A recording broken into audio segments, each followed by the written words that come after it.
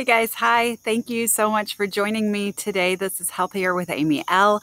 I am on a marathon training kick, and I know a joke, and it says, "How do you know if somebody's training for a marathon?" Don't worry, they'll tell you is the answer. And so I am cognizant of that, but I also know that some of you wanted to know some of my updates.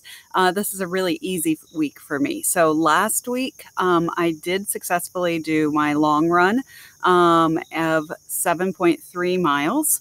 And the Galloway method that I'm using kind of bumps up the mileage of the long run for 3 weeks. So I did 5 miles, 6 miles, 7 miles. Now I recover this week, and so I don't take a long run. I'm just doing 3 to 4 miles for each of my runs this week, and then next week it'll be 9. So think of me for next week, and I'll give a quick update on that next week, but that won't be until Friday. This is just a recovery week, but I thought I'd use this opportunity to talk about nutrition and exercise, because it's a little bit different. A lot of us, when we start running or exercising, start feeling like we have all of these extra points or calories, depending on what your program is, to spend. And the truth is really not that. For running, every mile you run only burns about 100 calories. So, you do a 5K and you get to the end of the 5K and there's all of those bagels and you're like, oh, I guess I get 2 bagels and maybe a soda or a Powerade, and I need some sugar and I need some chocolate and all of those other things. Well, in a 5K, most of us are burning just over 300 calories. So it's not this huge amount. What I think happens is that you're hungry, and that hunger, is a real thing. That when you are exercising more, you get hungry. And so there's a couple of things that you can play with to get started with that. One is, especially if you're doing a long run or a heavy workout, either in the gym or a long distance run, anything that it's going to be really pretty intense. You've got about 30 minutes after that workout to get in some protein and some carbs to help repair your muscles and to stave off that hunger.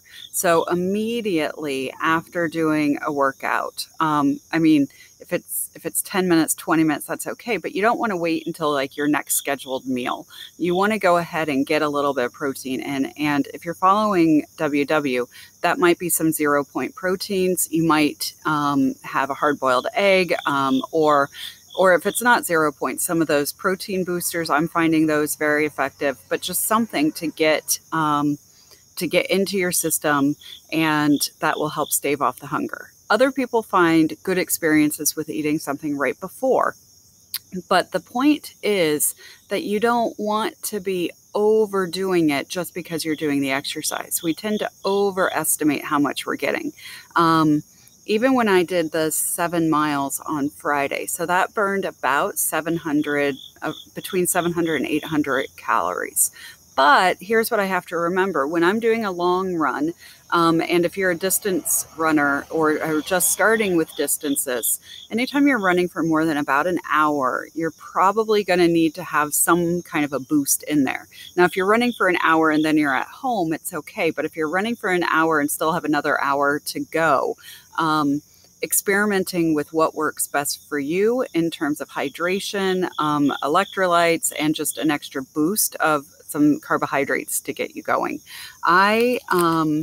What I do when I'm doing a long run are these sports beans, and I like them. They don't taste particularly good, but I feel like I'm eating a jelly bean, and they're about 100 calories for the package. I don't eat the whole package. What I do, for me, it's all about mental games. So what I do is at about mile 6, I'm allowed to have one of these beans like every half mile. And we'll see how that goes next Friday when I do the 9 mile. I found when I was doing the half marathon training that kind of a system worked well for me. And then I only end up eating maybe 10 of these for kind of a 10-mile run. And again, I've never run more than 13, so we'll see if I need to do that. The only difference between these, they come in different flavors. This is just a variety pack. And these have caffeine in them and these don't. We'll see. Also, they have like gel shots or goos. This one my friend Allison gave me, thank you. And again, they're about 100 calories. But playing around with that is a good idea. For all of us, though, what we need to do if you're trying to figure out your nutrition with exercise is you got to know what you're currently eating.